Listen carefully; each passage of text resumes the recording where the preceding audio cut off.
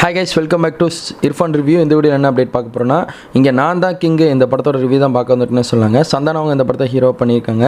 இந்த படத்தில் முனிஷ்காந்த், கூல் சுரேஷ் இந்த மாதிரி ஏற்பட்டவர் இருக்கான்னு சொல்லாங்க. காமெடியேட்டர் இருக்காங்க, லொல்லு சபா அவங்க இருக்காங்க. இந்த படத்தோட கதைக்குள்ளே போகிறதுக்கு முன்னாடி ஆர்பிஎஸ் சேனல் வந்து நான் சப்ஸ்கிரைப் பண்ணிக்கோங்க. பத்தில் பெல் பட்டன் கிளிக் பண்ணிட்டாலும் கொடுத்துருங்க. இப்போ அவங்க அப்டேட் குள்ளப்பலாம். இங்கே நான் தான் கிங்கு இந்த படத்தோட கதையை சொல்லணும்னா, நம்ம சந்தானம் அவங்க வந்து பார்த்திங்கன்னா 90s இருக்காங்கன்னு சொல்லாங்க. அவர் வந்து கல்யாணம் பண்ணுறதுக்காக 25 லட்ச ரூபா ஒருத்தவங்கிட்ட கடன் வாங்கி கல்யாணத்தை பண்ணுறாங்க. அந்த வரப்போகிற மனைவியாவது அந்த கடனை வந்து இவர்கிட்ட மாமனாட்ட சொல்லி முடிச்சிடலாம் அப்படின்னு சொல்லி இவர் ஒரு பிளான் பண்ணி கல்யாணம் பண்ணுறாரு. ஆனால் அங்கே நடக்கிற ஒரு ட்விஸ்ட்டு தான், கல்யாணம் பண்ணதுக்கப்புறம் இவர் எப்படி அந்த கடனை அடைச்சார் அப்படின்னு தான் இந்த படத்தோட ட்விஸ்ட்டாக போனே சொல்லாங்க. இது ஒரு பீடிஎக் காமெடி மூவினே சொல்லாங்க. ஃபஸ்ட் ஹாப் எப்படி இருந்துச்சு, செகண்ட் ஹாப் எப்படி இருந்துச்சுன்னு சொல்கிறதுக்கு முன்னாடி இதுதாங்க கதை. அது சந்தானோட ஆக்டிங் எப்படின்னு சொல்லி கேட்டிங்கன்னா, நார்மலாக சொல்லணும்னா சந்தானோட ஆக்டிங் எப்போவுமே மிரட்டி விட்டுருவார். இந்த படத்தில் அது கொஞ்சம் எதிர்பார்த்த அளவு இல்லைன்னு தான் எனக்கு தனிப்பட்ட முறையாக ஃபீல் ஆச்சுன்னே சொல்லாங்க. ஏன்னா எல்லா சந்தான படத்துலேயும் வந்து பார்த்திங்கன்னா ஒரே காமெடி, ஒரே மொக்க காமெடியாக வச்சு ஓட்டிகிட்டு போன மாதிரி தான் எனக்கு இந்த படம் பார்த்தோன்னே ஃபீல் ஆச்சு. அதே மாதிரி இந்த படத்தில் யார் நல்லா ஸ்கோர் பண்ணியிருக்காருன்னா, நம்ம தம்பிராமையா வந்து இந்த படத்தில் வந்து நல்ல ஒரு ஸ்கோர் பண்ணியிருக்காருன்னு சொல்லாங்க. நல்ல ஒரு ஆக்டிங்காக இருந்துச்சு. இப்போது இந்த படத்தோட கதை பற்றி சொல்லணும்னா, ஸ்டார்டிங்லேருந்து சொல்லணும்னா, நம்ம அதை சொன்ன பாருங்க, அவர் வந்து 25 லட்ச ரூபா கடன் வாங்கிட்டு நம்ம கல்யாணம் பண்ணலான்னு ஜமீன் ஃபேமிலியோட ஒய்ஃபை வந்து கல்யாணம் பண்ணுறாங்க. அது ஹீரோயினாக வராங்க பாருங்கள், அவங்களோட ஜமீன் குடும்பத்தாளர்களை வந்து கல்யாணம் பண்ணுறாங்க சந்தானம் அவங்க. அந்த கல்யாணம் பண்ணதுக்கப்புறம் அவங்களோட டோட்டல் சேஞ்ச் என்ன ஆகுதுன்னா, அவங்க வச்சுருக்க ஒரு பொருள் கூடி அவங்களோட சொந்தம் கிடையாது. ஏன்னா அவரே வந்து கல்யாணம் பண்ணுறத கடன் வாங்கினார். அந்த ஒரு எல்லாமே அந்த வீட்டவே முதற்கொண்டு அந்த கடன் வாங்கி தான் வந்து பண்ணுற மாதிரி சூழ்நிலைக்கு தள்ளப்படுதுன்னே சொல்லாங்க. நல்ல ஒரு வைபாக தான் போயிட்டு இருந்துச்சு. அவங்க வந்து பார்த்திங்கன்னா இந்த மாதிரி வீட்டுக்கு போகிறாங்க, சந்தான வீட்டுக்கே போகலான்னு சொல்லி போகிறாங்க. ஏன்னா ஒரு கல்யாணம் பண்ணுறதுக்கு முன்னாடி அந்த அவங்க ஜமீன் வீட்டில் வந்து என்னென்ன இருந்துச்சோ அந்த எந்த பொருளுமே வந்து அவங்களுக்கு சொந்தமாக இருக்காது. ஏன்னா எல்லாமே கடனாக தான் வாங்கி வச்சுருப்பார்.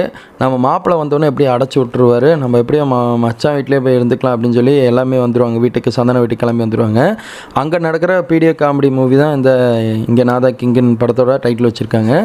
படம் வந்து நல்லா இருக்குன்னு தான் சொல்லணும். நல்லா இருக்குன்னு சொல்கிறத விட எப்படி சொல்கிறது, நார்மலாக சந்தான படம் மாதிரி தான் இருக்குன்னு சொல்கிறதுக்கு ஒரு ஆசையாக தான் இருக்குது. ஓகேங்க, ஆக்டிங் வைஸ் நல்லா பண்ணியிருக்காங்க. இன்னும் கொஞ்சம் காமெடியெல்லாம் வந்து நல்ல ஒரு இது பண்ணி நல்லா யோசித்து புது புது காமெடியாக போட்டிருந்தாங்கன்னா நல்லா இருக்குன்னு சொன்னாங்க. ஆனால் ரீசபிளாக பார்த்த சந்தான காமெடி படம் மாதிரி தான் தெரியுது. ஆனால் ஃபஸ்ட் ஹாஃப் ஓகே, சூப்பராக இருந்துச்சு.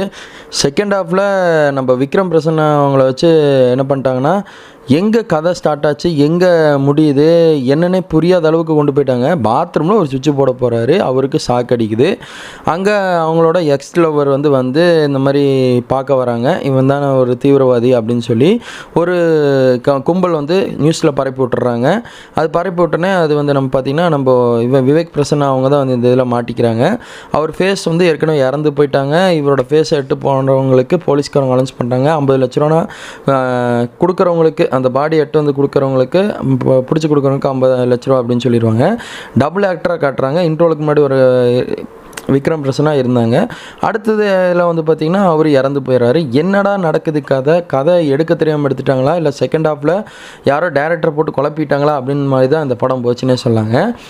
எனக்கு போக போக அந்த முனிஷ்காந்தோட காமெடி, நம்ம இவர் கூல் சுரேஷோட காமெடி நார்மலாக வந்து ரீசபிளாக போச்சு. ஒரு சேசிங் பண்ணிட்டு போயிட்டுருப்பாங்க வண்டியில், நம்ம சந்தானத்தையும் நம்ம இவங்களையும் வந்து துரத்திட்டு இருப்பாங்க. அந்த விவேக் பிரசன் நான் சொன்ன பாருங்க, அவரை பிடிச்சாருன்னா 50 லட்ச ரூபா தரக்காக ஒரு டீம் வந்து நம்ம இவர் முனிஷ்காந்த், கூல் சுரேஷ் இவங்கள துரத்திட்டு வராங்க. சந்தானத்தை துரத்திட்டு வரும்போது வந்து பார்த்திங்கன்னா கூல் சுரேஷ் கார் ஓட்டிகிட்டு இருப்பார். கார் ஓட்டிகிட்டே இருக்கும்போது, ஏன்டா நீ அவன் பின்னாடி தான்டா போயிட்டு இருந்தா, எப்படா விட்ட அப்படின்னு சொல்லி கேட்குறாங்க. அவன் அப்போவே வந்து ஒரு கட்டை திரும்பி போயிட்டான் அப்படின்னு சொல்லி ஒரு மொக்க காமெடி போட்டிருப்பாங்க பாருங்க.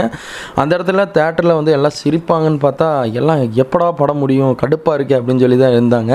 நான் அப்படி தான் இருந்தேன். ஓகே, ஓவராலாக சொல்லணும்னா வீக் டேஸில் போர் அடித்தா கண்டிப்பாக நீங்கள் என்ஜாய் பண்ணுற ஒரு மூவியாக இருக்கும். ஏன்னா வேறு எந்த படமும் இப்போதைக்கு ரிலீஸ் ஆகலை. வேணால் நீங்கள் இன்னும் போர் அடித்தா நீங்கள் அரண்மனை 4 கூட ட்ரை பண்ணலாம். அது கூட ஏதோ சம்மந்தப்பட்டு அப்படி இப்படி கொஞ்சம் வைபாக இருக்கும். அது ஒரு த்ரில்லிங்காக இருக்கும். யோகி பாபாவோட காமெடி, அப்புறம் டிவி அவங்களோட காமெடி எல்லாமே நல்லா பண்ணியிருப்போம் கோவை சரளாலாம். இந்த படத்துக்கு நீங்கள் போனீங்கன்னா எப்படா படம் முடியும் அந்த மாதிரி தான் இருந்துச்சு. ஒரு தீவிரவாதி கும்பல் வந்து பார்த்திங்கன்னா சென்னையில் ஒரு பாம்பு வைக்கலான்னு சொல்லி இடத்துக்கு வருவாங்க. அங்கே நடக்கிற ஒரு லூட்டி தான். கடைசியாக அது என்ன நடந்துச்சு, எந்த மாதிரி கதையை முடித்தாங்க அப்படின்னு சொல்லி படத்தை பற்றி நீங்கள் தெரிஞ்சுக்கோங்க. கடன் வாங்கின சந்தானம் கடைசியாக கடனை முடித்தாரா, இல்லை தம்பிராமையாவோட டீம் வந்து அதாவது ஜமீன் ஃபேமிலிக்கு வந்து கடன் கொடுத்து இவர் ஹெல்ப் பண்ணாரா அப்படின்னு சொல்லி படத்தை பற்றி நீங்கள் தெரிஞ்சுக்கோங்க. இங்கே நான் தான் கிங்கு அப்படின்னு சொல்கிறதுக்கு ஆசையாக தான் இருக்குது, ஆனால் படத்தில் சொல்கிறதுக்கு ஒன்றுமே இல்லைங்க. இதான் கூட சொல்லி ஷேர் பண்ண வந்தேன். என் ரிவ்யூ உங்களுக்கு ஃபுல்லாக பிடிச்சா லைக் பண்ணுங்கள், ஷேர் பண்ணுங்கள், கமெண்ட் பண்ணுங்கள், ஃப்ரெண்ட்ஸுக்கு அதிகமாக ஷேர் பண்ணி விடுங்க. என்னோடய ரிவ்யூ இதுதான். தேங்க்யூ ஃபார் வாட்சிங் டேஸ். Bye viewers.